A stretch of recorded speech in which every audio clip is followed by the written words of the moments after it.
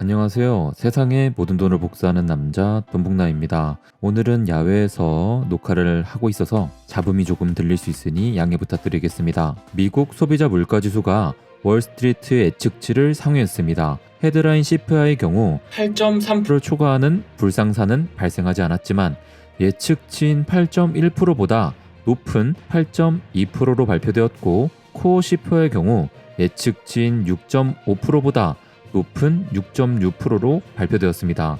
0.1%를 상회한 것이 크지 않은 수치로 보일 수도 있지만, 지금까지 연준이 기준금리를 3회 연속 75bp 올리는 과격한 조치를 취했음에도 불구하고 CPI가 여전히 8%대에 머물고 있다는 것은 결코 좋은 소식이 아닙니다. 그럼에도 불구하고 시장은 복잡한 반응을 보이고 있습니다. 발표 직후에 5%까지 급락하는 상황이 연출되었으나 이후에 조금씩 상승하더니 6% 이상 위로 말아올렸습니다. 제가 중요한 발표 전후로는 위아래 모든 방향에서 위험한 변동성이 발생하니 방향성 베팅에 조심하라고 말씀드리는 것이 바로 이런 이유 때문입니다. CPI와 FOMC 발표가 시장에 즉각적인 영향을 준다는 것을 이제는 전 세계의 모든 투자자들이 인지하고 있습니다. 이번 CPI 발표도 마찬가지입니다. 인플레이션 결과가 안 좋은 것을 보고 반사적으로 숏 베팅을 시도하는 트레이더들이 엄청 많았던 것이죠. 그런데 이렇게 초보 트레이더들이 특정 패턴을 보일 때는 그런 패턴을 역으로 공략하기 위해 노리고 들어오는 거대 자본의 움직임이 뒤따를 가능성이 높아지게 됩니다. 그렇기에 발표가 안 좋다고 해서 숏 베팅을 했더라도 일단 수익권에 들어오면 빠른 익절로 수익을 확정할 필요가 있습니다. 어제 발표 직후에 나스닥이 순간적으로 5% 가까이 빠진 것을 보시길 바랍니다. 이때 재빠르게 반응하지 못한 사람들은 이미 4% 이상 빠진 상태에서 추가 하락이 발생할 것을 예상하고 무리해서 숏 베팅을 했을 것입니다. 그런 상황에서 꿈틀꿈틀 올라가기 시작하면 어떤 상황이 펼쳐질까요? 숏 포지션의 고배율로 베팅한 투자자들은 청산을 당하거나 스탑로스로 빠져나올 수밖에 없겠죠. 그 과정에서 소위 숏 커버링이 발생하면서 매수세에 기름을 붓게 되고, 이러한 매수세는 숏 스퀴즈로 이어지면서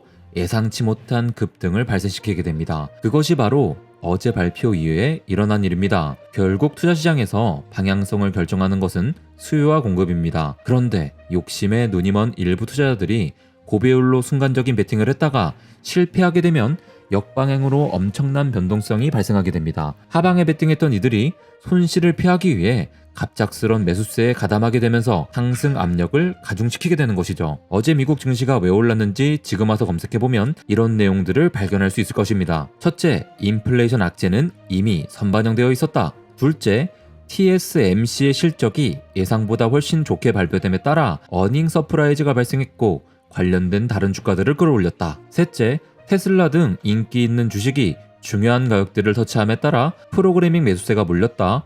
이외에도 다양한 이유들을 찾을 수 있을 것입니다. 하지만 그런 이유들은 결과적으로 무리해서 갖다 붙이는 이유일 수 있겠습니다. 투자시장은 기본적으로 복잡계이기에 사람들이 이해하기 쉬운 몇 가지 이유만으로 온전히 설명할 수 없는 것이 정상입니다. 지나고 나면 당연한 것처럼 보이지만 아직 일어나기 전에는 누구도 방향을 매번 맞출 수 없다는 것을 인지하고 겸손할 필요가 있는 것이죠. 그렇기에 이해가 어려울 때는 이해하려는 시도 자체를 멈추고 시장을 다시 객관적으로 바라볼 필요가 있습니다. 지금 나스닥을 보시길 바랍니다. CPI가 예상치보다 안 좋게 나온 이후로 순간적인 하락세가 발생했지만 그 이후로 숏 스퀴즈가 나오면서 상승세가 만들어졌습니다. 그것은 팩트이고 지난 과거입니다. 그렇다면 이제 우리는 새로운 현실을 바탕으로 앞으로 어떻게 대응할지 계획할 수 있어야 됩니다.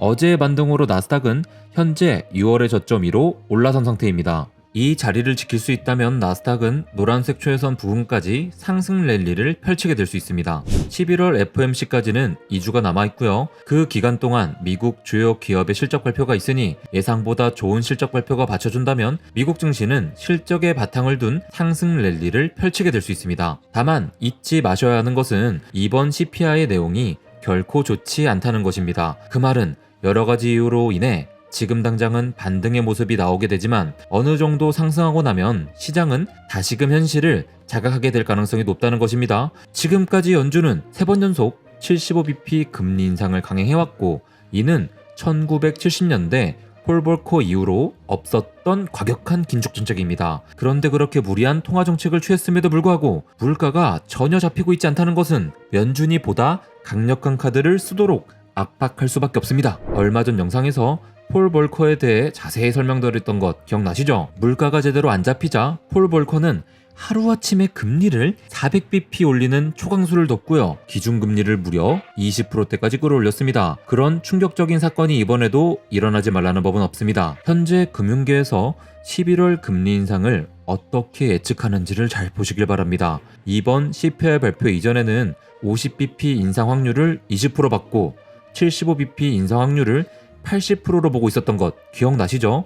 그런데 지금 보시면 왼쪽 기둥이 무려 98.2%입니다. 이걸 보고서 50bp 확률이 올라갔다고 생각하시면 안 됩니다. 지금 보시는 데이터에서는 왼쪽 기둥이 75bp에 대한 확률입니다. 그리고 오른쪽에 있는 작은 막대기는 100bp에 대한 확률이고 현재 1.8%입니다. 작은 확률이기에 가능성이 낮다고 볼 수는 있겠지만 그 존재 자체로도 투자자들의 판단이 바뀌었다는 것을 의미합니다. 이번 CPI로 인해 더 강한 긴축 정책이 있을 거라고 투자자들이 판단한 것이죠. 현재 미국의 기준금리는 3.25%인데요. 지난 FOMC 이후로 투자자들은 11월에 75bp 그리고 12월에 50bp 올려서 최종적으로는 4.5% 금리로 올해가 마무리될 것이라고 예상했습니다. 그런데 실제 기준금리가 그보다 더 올라간다면 시장은 어떻게 반응하게 될까요? 11월에 네 번째 75bp 금리 인상을 감행했음에도 불구하고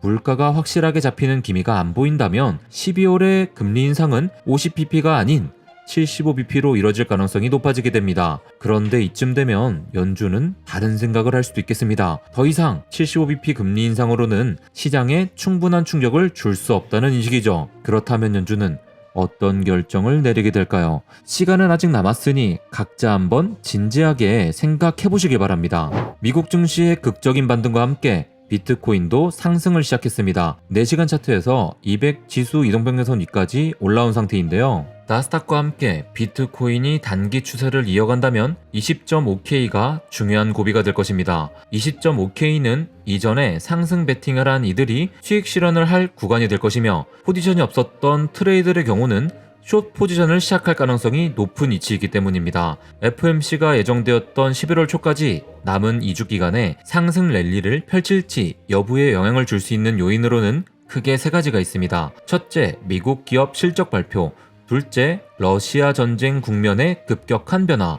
셋째, 임박한 중국 선거. 이와 관련한 자세한 얘기는 앞으로 계속해서 분석하고 풀어드리겠습니다. 앞으로 이야기가 더욱더 궁금하시다면 좋아요, 구독은 필수입니다. 그리고 멤버십에 들어오시면 보다 디테일한 정보들을 서로 공유할 수 있으니까요. 좋아요 패밀리부터 채팅방 입장 가능하니 그것도 인지해두시고 무료로 채팅방 들어올 수 있는 채팅 창구도 있습니다. 아침 라이브 방송에서 채팅방을 제공하니 라이브 방송도 집중해주세요. 그럼 우리 다음에 만나요. 안녕.